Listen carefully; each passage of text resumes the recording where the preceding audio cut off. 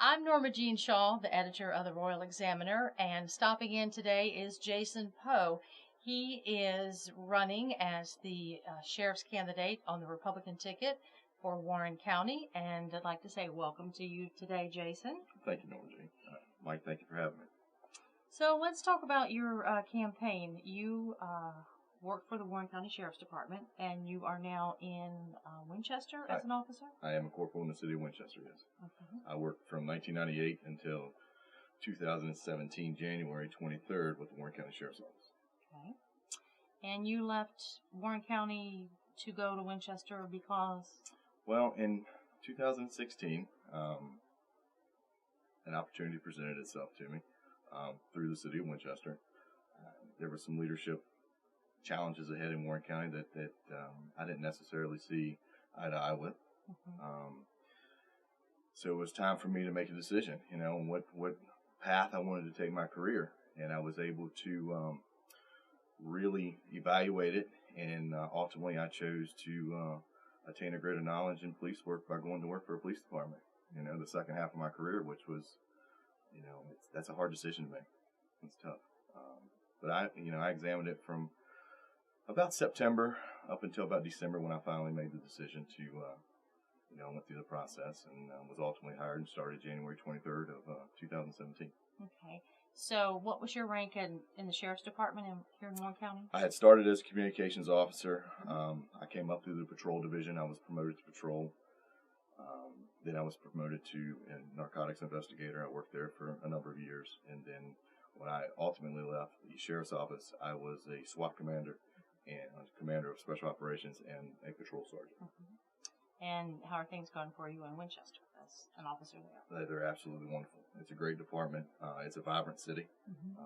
So there's plenty of work to be done. Okay.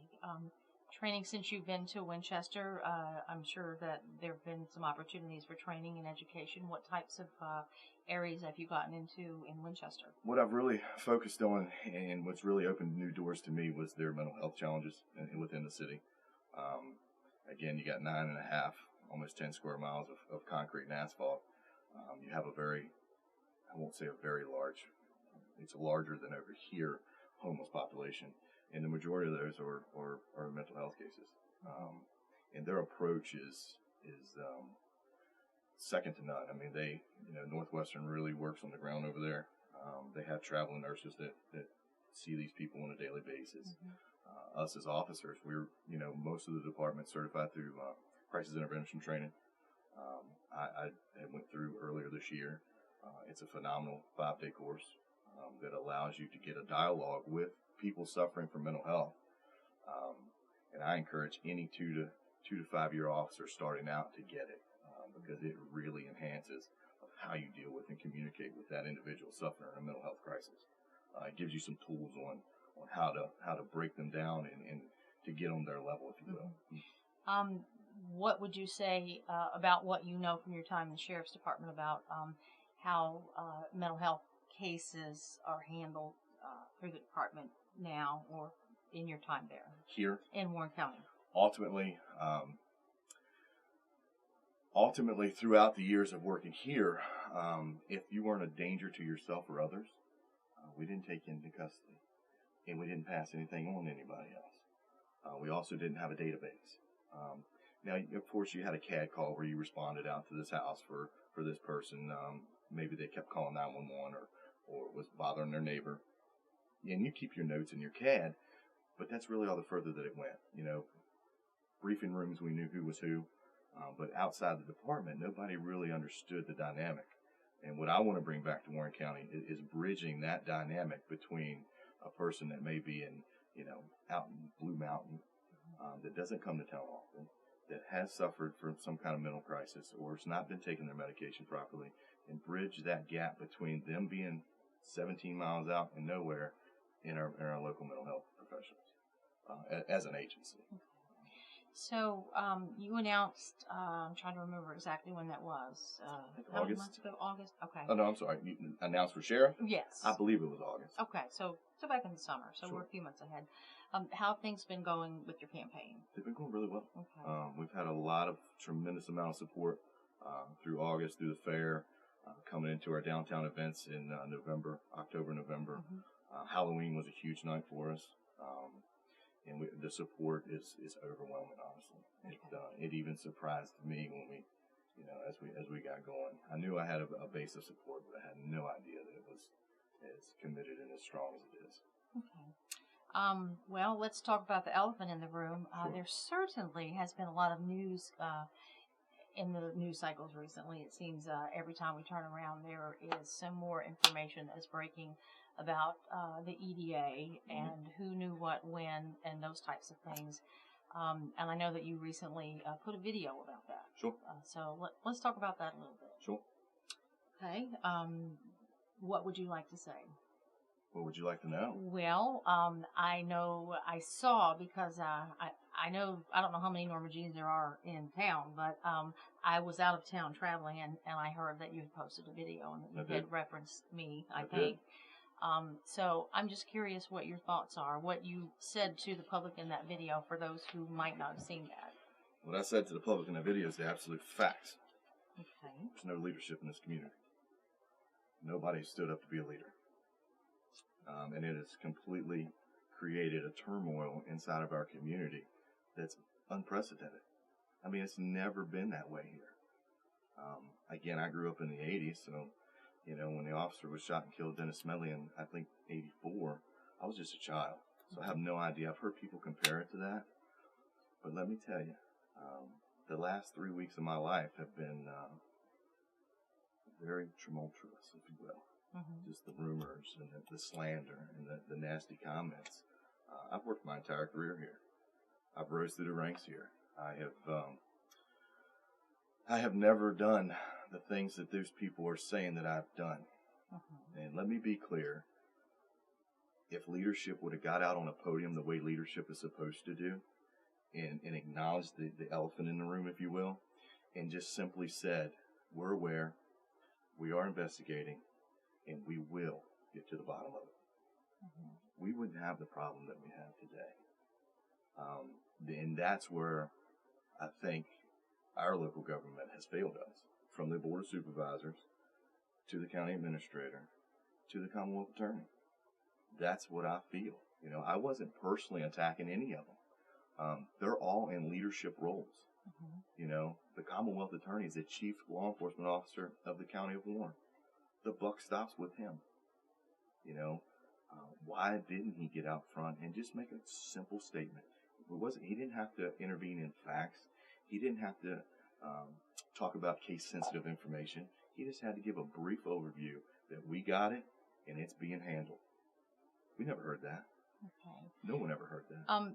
If I'm correct, and I didn't remember your video word for word, but I think you said something about Brian Madden should have appointed a special grand jury back in August. If, in fact, there was a criminal element brought to him, why didn't he? Why didn't he consider it? Why did we wait 8 months? Why? I don't understand. What's changed? What changed in the situation with the EDA, other than the fact that she quit in December? Well, from reporting the story, and I've been on this story since 2015, I will tell you that they didn't begin the audit until mid-August. According to the county attorney, Dan Whitten, who also represents for the EDA, he has said to me, without going to a specific date, that they noticed something that they thought could be a criminal element in mid-September, and they started that audit. However, it took me a lot of FOIA requests and other information to find out that the audit did start in September. Money was authorized to pay for that later on in the year. I believe it was in December. So that was information that none of us knew, not a citizen. I don't even know if the town council knew at that time, even though they knew that they had been overcharged. So there was a lot of secrecy there. You did put that video out. Did you consider going to the Board of Supervisors and speaking openly, because your leaders would be in front of you, and of course there would be a video? It is my intention. It is absolutely my intention. The last public hearing that they had, I wasn't aware of the one last night where they were speaking. Plus, I was out with a constituent for a while. The last one where the budget hearing was, I wanted to come and I watched. Okay, the people need to talk. The people need to be heard. That wasn't the place or the time for me as a candidate to get up and speak. Even the next one that I'm going to speak at, I'm not going to be a candidate. I'm a taxpaying citizen of this community. Everybody knows I'm running for sheriff. It's not a secret. I don't need to stand up there and tell the room that I'm running for sheriff. Okay, I need to stand up there and tell the room, you need to be leaders. Dan Murray needs to be a leader. He is the chairman of the board of supervisors. He needs to rally those people and make some decisions. They're hard decisions. I get it. They are hard decisions. But you know what? In a leadership role and in local government, sometimes the right decision is a very difficult decision, but it must be made. Okay. You were a SWAT leader here in Warren County? Okay. So you see yourself as a leader. Do you think you have the initiative, the temperament to be a good leader? How many men, women, how many staff members with Warren County Sheriff's Department? Right now there's 79 full-time. Okay. Would you say you're a cool, calm-headed kind of guy? Yes, ma'am. Okay. It's been widely reported, and I'm not trying to lure you into a trap, but I do understand there was an incident at the melting pot, and I would like for you to tell me about that. Would you like for me to tell you the truth about that incident? I would like yes, the truth is always appreciated at Royal Examiner. It's what we strive for every day. I understand. So I was up there with my family Friday night, I believe. Had my small son and my wife. We went to dinner. I was standing waiting on a table, and a gentleman that I knew very much so has been vocal on the internet walked by, and with a sarcastic look on his face, he asked me, "How you doing?" Well, he asked me how I was doing, so I told him how I was doing. And I specifically told him that, you know what's not right. It's not right that you talk the way you talk on the internet. It's not fair. It's not. Because let me tell you, over the last 3 weeks, I can completely understand why a child would commit suicide based on the internet. Bullying. Okay. Let me tell you, I can before, there's some thought to that and some rhetoric back and forth. But being in the seat that I have been in, going into my bedroom, coming home from work, and my wife is crying in the bed, there's an issue. And what was said on the internet was not factual. What he said was not true. He's talking about my father. If you want to know the facts, ask me the facts. And that's simply what I told him, Norma Jean. If you want to know about anything about me, my family, I'll be at Mom's Country Kitchen 9 o'clock Sunday morning. Well, I eat breakfast at 9 o'clock Sunday morning. And I would have told him anything he wants to know. It's all public record. Okay. Sure, and we'll talk about that. I know there are people who moved into the community and don't know your history, and it's just that, it's history. Sure. So, I can understand what you're saying about feeling bullied and people dredging up the past, and people have been saying a lot of nasty things about everybody who's in every story that we've written for the last month or so. And civility is an issue in this nation, I would say, in this world today. People like to, the story that I reported about the mayor, people have convicted him in their mind ahead of time. Sure. And that's unfortunate. That's very unfortunate. I want to ask, because I'm in no way blaming you or framing the situation, were you asked to go outside, the two of you, or to just keep things down? I had my reporter reach out because I didn't want to. He was sitting right there. Okay, yeah, I didn't want to do an interview with you and I mean, try the gentleman to walked slant up, it. and I'm sure he probably seen the look on my face. The Sure. look on my face probably Sure. wasn't that we were having a nice conversation. Yeah. But there was not. Norma Jean, I'm pretty sure that I never said a curse word. Yeah. I was very direct. And I just encouraged him to come talk to me. That's it. We talked for probably 10 minutes. Okay. He went to the bathroom. He came back and we discussed more. We shook hands when he left. He apologized to my wife. He told my wife he was extremely sorry for the things he said on the internet. Okay. So do I hold any ill will? No, I don't. But I think people hide behind the keyboard and they don't realize the impact the impact that it creates. Because let me tell you something. Yeah. My father's been in prison. I'm not scared to talk about it. Sure. Okay? And what I went through the last 3 weeks and what my family's went through for the last 3 weeks because of leadership that won't get out on a microphone and tell what the deal is absolutely insane. And I'm not faulting you for doing your job. I do fault you a little bit for the way you titled the article, but that's your choice. Because it made it look like maybe it was more than it was. However, well, you put Donnie Poe and Sheriff McKeithen right beside each other. They really don't have anything to do with one another. There were a whole string of people in that. And I agree, but where we are, lawsuit. where we sorry, are, maybe I'll alphabetize them next time. Where we are in the world is, I understand you have a job to do. Sure. I completely do, just as I do. Sure. And people don't like that job. No, they don't like me much either. Well, no, the public loves me, but some of the people who are... Well, they love you now because you're not talking about them. Well, you know what? That's exactly true. News is something that somebody doesn't want you to print. Absolutely. Yeah. And I do commend you for your diligence, because if there's wrongdoing there, then they need to be held accountable. Whether it's the sheriff or whether it's my father, whoever it may be. If there's wrongdoing there, they need to be held accountable. And I feel that strongly. That's who I am. Well, people like to hear that from a lawman. Sure. And I want to ask you another question. Certainly. And there are no gopher holes here, but I'm trying to twist your ankle in. Well, I'll let you know when I find one. Okay. Well, I know that you did. You received some money from your father. I did. And I know that you donated money. That money. From a legal standpoint, you're not a lawyer. You don't play one on TV, nor do I. Do you think that was the wisest thing to do with the money rather than just give it back? And the only reason I ask that is the EDA had asked for assets to be frozen, which I think is a stretch based on... That's a huge stretch. It's a huge stretch. But I wondered about that, about giving the money back to your dad rather than giving it to... Simply put, you were going to write a story either way. So I wanted something good to happen with the money. I wanted that money to affect someone in our community.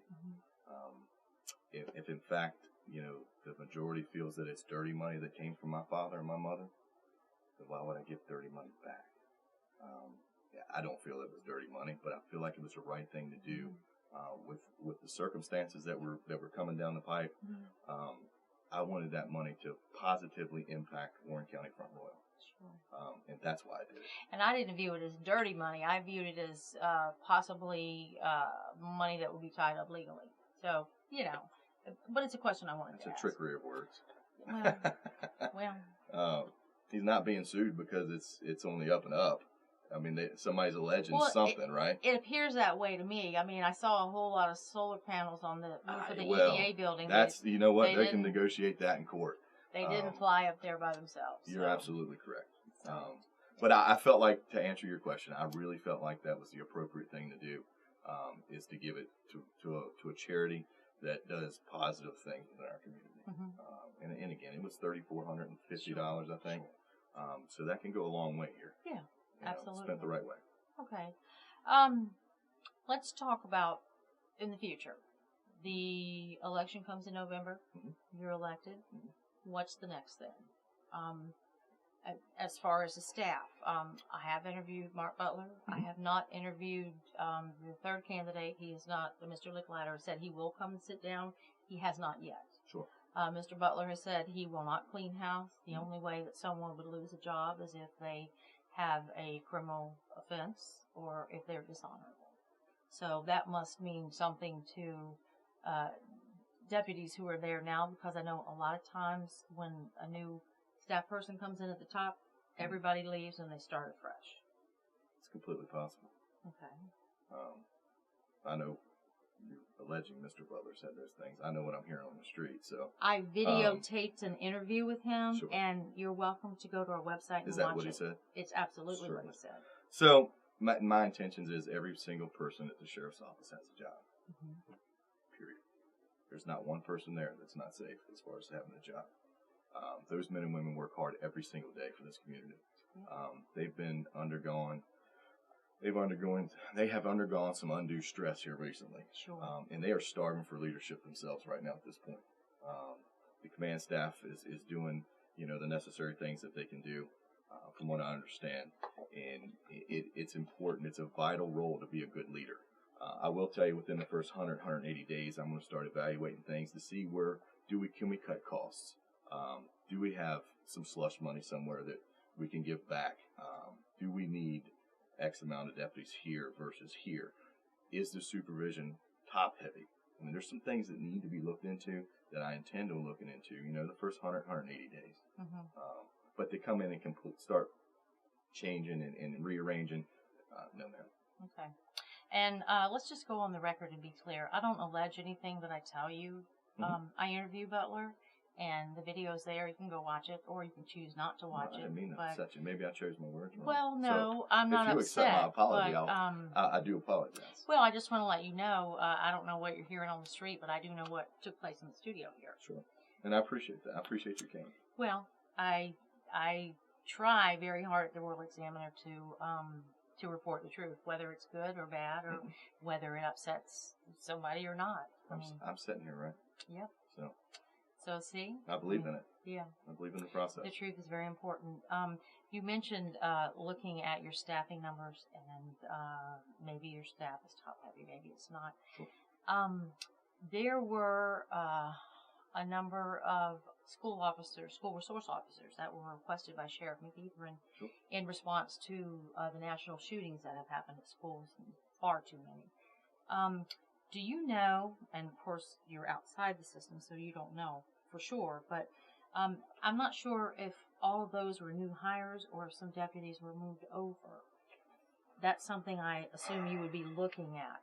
As far as well, here's an example. Are you looking at the right people in the schools, or are you not looking necessarily at numbers? The right people, numbers, both. Let's say that the county said we're going to fund 20 new positions.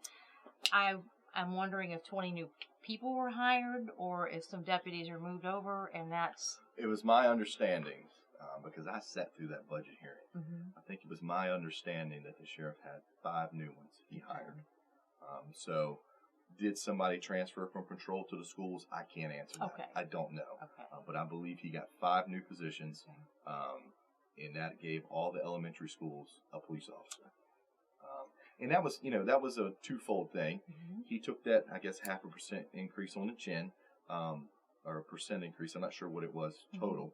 But the public, they really wanted those cops in the schools.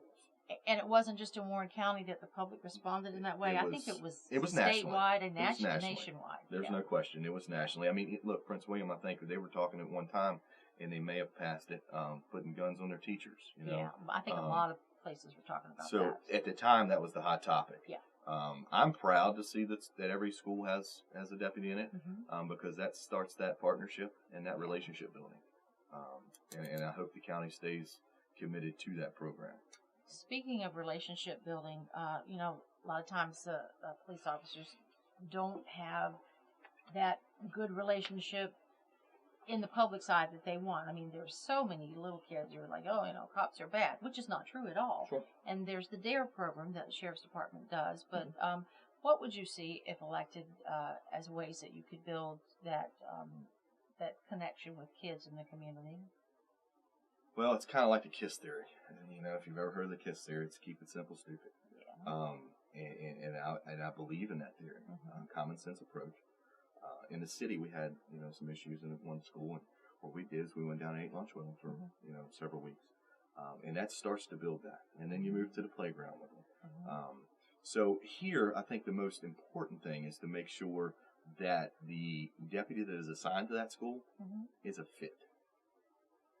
He or she has to be fit in that school, and that takes a supervisor to really look at the school, analyze it, and make sure that person's there for the right reasons, because they are there to build that partnership. They're there as an ambassador to the sheriff to really begin that process of making those partnerships and relationships with those children. Their job is not just to seek crime in the schools. Their job is to be one-on-one with the kids. So that's important to me as a person and as a sheriff. Okay. Things moving forward in your campaign? Do you have any more concerts coming up or events? We do. We have an event April the 27th. We are holding a golf tournament at the Shenandoah Valley Golf Club. June 29th, we're having a family day at the Warren County Fairgrounds. That day is going to be run from, I believe, 4 o'clock until 9:30. We will have food and beverage as far as we're cooking a hog, hamburgers, hot dogs, green beans, potatoes on the cast iron pot. We will have probably 10 or more children's events. We will have Cashmere starting at 5 or 5:30. They play until 9. And then at 9:30 or so, we're going to have a professional fireworks show. Oh, wow. So how does that work? Will you charge tickets for the event? We have not set the price yet, but I believe it's going to be $20 or $25 a car. Okay. So when your car comes in, you can have 2 in it or you can have 12 in it. Be 20 or 25 a car. And then that money would be towards your camp. How does that work? It goes directly to your campaign, or I mean, of course, you got to pay for your events and things like that. Right. But yeah, it would be campaign driven funds. Okay. How that first event that you had in, what was it, late October last year? That was like a big blowout at the fire hall. That went really well? For the most part, yes. Yeah, because it was a good turnout. Sold out. It was sold out. Yeah, they always come to National Night Out. They're very well loved. They're a very good band. They're very personable, very professional, and they love to have a good time. Yeah. Yeah, I went by there that night, and it was very packed. I didn't come in, but it looked like it was. Well, you should have came in. Well, I was traveling through, actually. But, our 80s night was a hit, too. Oh, I didn't know about that. Yeah, it was. They did really well. That band did good, too. So I'm very happy that both of our campaign events have been done well. That's good. I did want to ask you about that October event was sold out. I did look at your campaign finances, and I noticed a couple of things. I noticed that there was no charge for the fire hall for you. Why was that not on there? It was one of the members that rented the fire hall. You're allowed one free membership, one free rental for the year. Okay. And I would have to talk to my campaign manager to figure out who rented it and how it was done. But as far as I'm concerned, I can't give you that specifics right now, but I can definitely get them back to you. Well, when I checked with the fire hall, they told me that you were a member and that you were given the rental of the fire hall for free because you were a member, and that the value was $800. And when I looked at your finance sheet, it wasn't listed on there at all. Again, I'll have to get back to you on that. It's not a problem. No. I'll have him as soon as he comes back off vacation. I was just checking. I did my research first, and I just wanted to check with you. Sure. But because they're a 501c3, they're not allowed to make a contribution that could put their nonprofit status in jeopardy. So I don't believe they made a contribution. Okay. Well, I'm just checking with you. They told me they did. What I'm telling you is they didn't make a contribution. Okay, I believe you. And I also did not see the income from ticket sales for that concert. Did I miss that? Everything's on campaign's finance. Everything is there. Okay. The campaigns, the Virginia Campaign Finance Commission, everything passed. So okay. That's all I can tell you is that we filed the paperwork and we've had nothing come back inappropriate. Okay. I'm not suggesting there's something inappropriate. I didn't see where the ticket sales were listed, but I can check with the campaign manager. Please do. Okay. Because I can tell you that they were fine. They were on time. They were completely filled out. Okay. And we have found no errors whatsoever. Okay. Because they would be the first ones to contact me. Yep, they certainly would. So they have not. Okay. On any of them. Okay. So that's where we stand with that. Okay. Well, that's good to know. Is there anything else that you would like to share with us? Sure. I mean, as time goes on, I got one goal, and that's to serve the citizens of Warren County Farm. I want to maintain a budget that is accountable You know, I want the budget to be as tight as we can keep it. I want it to be as conservative as I can keep it. And I want to run the most transparent sheriff's office in the Commonwealth of Virginia, bar none. Okay. When you call me, I want to be able to talk to you. I don't want no friction, if you will. I want to be able to help you out as much as I possibly can. Now, let me guarantee that there are some state and federal laws that limit me on FOIA. However, I believe that a department the size of the sheriff's office or any department that's government run needs to be transparent, especially in today's society. And especially inside this county boundaries at this point. If you're not transparent, then there's something wrong with you. Okay. But that's what I want to be. That's my goal. You know, serve the citizens, keep my budget down, and be transparent. That's my very first goal as the sheriff of Warren County. And I know that you did talk about not being part of the quote Good Old Boys Network. Certainly. I guess you're alluding to the fact that you feel like we've had that in the past. Well, that's what I've been alluded to being in. Listen, there's been absolutely nothing said on this investigation or anything that's been ongoing in the county over the last 8 months. That concerns me. Yes, well, it concerns me too. That's why we started our own newspaper here. Certainly. Did you get an endorsement from our retiring sheriff? Was that discussed between you? What's discussed between the sheriff and I is discussed between the sheriff and I. Okay. He has not made a public endorsement. He has not made a public endorsement. No. Okay. I do have a question for you, and I don't know how you want to answer it because it may be something that was completely done without your knowledge. But I have multiple sources who told me that on direct order from Danny McKeithern, while he was still in uniform as a sheriff, ordered his deputies to carry your signs in their cars and to put them out while they were on duty. Let me tell you something. I worked for that man for up 20 years. Let me assure you that order is false. Okay. Now, do I know it for sure? I can't say I know it for sure. Sure. I can only tell you that the Danny McKeithern I know wouldn't let you carry his signs in your cruisers. So I know daggone well. Okay. He ain't gonna let nobody touch a Jason Poe sign while they're in uniform or in a cruiser. Okay. Now that's my professional opinion. Okay. It's like when there is a missing kid case and they put a tip line out. The cops get hundreds and hundreds of fake leads and people want to help and they give you all kinds of things. Well, they're gonna run you crazy. Yeah, well, I'm already crazy, so that's a given. But when I have multiple people telling me the same thing, then it starts to sound like there might be some truth to it. So I ask, but I don't report on things that I cannot absolutely verify. And I appreciate that, Norma. I do. I think that's important. I think that's important in your job. It's also important in our job. Sure. Well, it's not what we know; it's what we can prove as police officers. What we can prove, and when I write my stories, I try to lay them out that way. I had an attorney come up to me and say, "Your stories, I've never seen stories like yours. They're laid out like a legal case." And I said, "Well, I just make sure that I have my proof before I write. And I don't have enough money to be sued, so." Yeah, we appreciate that. Yeah. I appreciate that as a candidate. I do. But no, it's quite absurd. I can't imagine that. And if he did, I would be absolutely astounded. But no, I cannot imagine that. Yeah. All right. Well, I just wanted to ask you because, I know you guys worked together for 20 years. It's not anything that I would think a sheriff would do. Just because we work together doesn't mean we're buddy-buddy. Let's get that clear. He was my boss, and he was a very strict boss. Okay. But I can tell you that,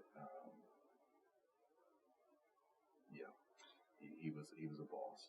Well, and as bosses are, and you said that he was strict, and you also said that there were some leadership issues, Sure. which prompted you to leave in early Sure. 2017. Sure. Did the accident that you had in late 2016... Christmas Eve, yeah. Yes. I hit a family on Asford's Hill. Yeah. Well, accidents happen. Many, many officers get in accidents. It just happens. Did having a strict boss or having that accident maybe play into your chances of getting advancement? Absolutely not. That had nothing Absolutely to do with not. anything? My decision was already made. Your decision was already made. Yes, ma'am. Okay. And I can tell you that I was more upset with myself that I got in an accident because that was my first one. I can imagine. I can imagine. Just I'd had a couple minor things happen throughout my career with the cruiser, but when I hit that family and they were watching Santa Claus go across the bridge, the vehicle in front of them, and everybody stopped sharply. And of course, I think the impact was 26 miles an hour, 24 miles an hour. It bent my push bumper. But I felt extremely bad. It's Christmas Eve, and then there's very minimal damage. Sure. So no, it did not impact my decision. My decision was already made. Sure. And I didn't know the details. I just knew the information that was available. It's very frustrating that the other party waited almost 2 years and, of course, filed a $450,000 lawsuit against you, the Sheriff's Department, and the county. That was just settled in February of this year. Yeah, let's talk about that. Yeah, let's talk about that. I absolutely knew nothing about it. No one does. I was never served. Sealed. I was never nothing. Yeah. So I'm as surprised as you are, as a reporter. I FOIA'd the information. The county Sheriff's Department gave me nothing. County attorney gave me nothing. And so I know that a payment was made, but you weren't told, and I was not told. No, and I can tell you that the damage to the vehicle was absolutely minor. There was no injuries. And furthermore, I can't imagine a locality not notifying the person they're being sued. Well, I can show you the paperwork. They have your name on it, and the sheriff's. I seen the closure from the circuit court clerk. Sure. It was settled with prejudice, so it can never be brought up. Right. In law enforcement, lawsuits are prevalent, as you know. Well, there's some of that transparency we're talking about. I just wish I would have known about it, because you never know who you're talking to out here. Well, or somebody comes up to strike up a conversation, and you don't know who you're talking to, I felt like that if I was a defendant in something, I should have known about it. One would think. But I did not. I knew nothing about it. Yeah, but I believe you because it's been impossible to get any information about it. I can't imagine. Could you imagine what would happen if there had been serious injury? Then we'd all probably know about it. Probably so. But thankful for those two children that were in the back seat and the family that was driving. There was none. It was Christmas Eve, and they got to enjoy their Christmas, regardless. And I knew the young lady that was in the passenger seat. I just, I felt terrible. Probably ruined your Christmas. Well, I felt terrible. And again, accidents happen. It was a rear-end collision. The roads were wet. They had light gravel on them. A.S. Rhodes Hill, if anybody's familiar with it. When someone stops immediately in front of you to watch Santa Claus, it's not a whole lot you can do. So. Well, thanks for clearing that up. Absolutely. Is there anything else that you would like to add to the public? No. I look forward to the campaign trail. I look forward to our upcoming events, and I'll urge everybody to please support me for the November 5th election. Speaking of upcoming events, Royal Examiner and the Chamber of Commerce have been talking about holding debates between the three sheriffs candidates. Sure. You would be happy to do that. I would absolutely be astounded to do Well, that. now we have 2 of the 3 of you committed, so we just have to round up the 3rd person. Now, as far as the debates, I would suggest that we wait till after all the filings are. Oh, absolutely. So we do probably plan, August, September. We do plan to do that. We're thinking sometime in the fall after we know exactly who's on the ticket. We might wind up with a few more. I mean, who knows at this point? Sure. We have a family friend who is advanced in years, and he actually thinks that Mike McCool is the current sheriff. So we need to straighten that out first. That's awesome. But I don't think we'll see Mike on the ticket. But sure. Well, thank you so much for stopping by.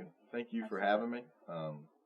Keep doing your good work, and anytime you have any questions, please reach out and call me. I've got your number now. You don't have to chase around that table there to find the answers. I'm more than happy to talk to you about whatever you want to talk about. thanks very much for stopping by. I'm sure a lot of folks will be interested Certainly. to find out what you have to say, and Certainly. we'll certainly keep we'll keep on you, and you keep on us, and Yes, ma'am. we'll talk again soon. Thanks All right. very much. Thank you.